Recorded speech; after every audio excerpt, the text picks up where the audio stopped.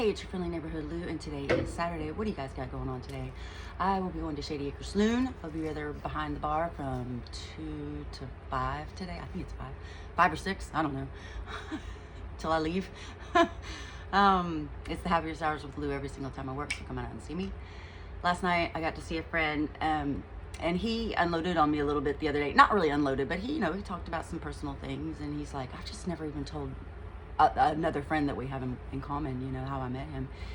And he's like, I've never even told him. I don't know why I just told you. I said, well, I'm a good listener, I said, people tell me things all the time. I said, strangers told me, talk to me. I was like, it's just something I'm really good at. I was like, and it was time. You needed to get that out of you.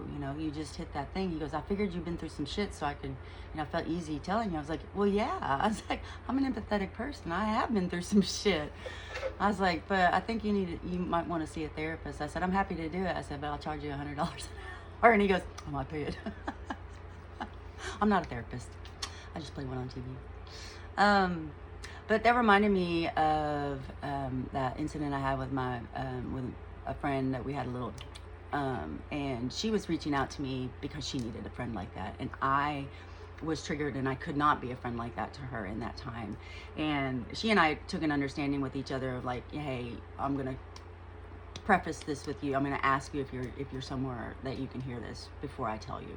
And that's a way that we can respect each other's boundaries, and each other's own trauma histories and things like that, right? You kind of have to be aware of that stuff sometimes. But it just reminded me of that, and I was glad that I was in a place that I could just hear him, you know what I mean, instead of like being like I could just strictly be empathetic. We didn't have anything that was in common as far as our trauma goes, right? So nothing was triggered in me. And I'm learning to deal with those trauma triggers, and because they meet up with people, they really do, and so you just have to figure out and look at it and go, okay, is this a real connection or is this a trauma trigger?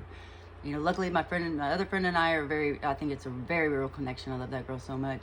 But we also have some other similarities, and that's unfortunate, but just like everything in life, I know we'll be okay. Why? Because everything always is. Sending love and gratitude. I'll see you later. Bye.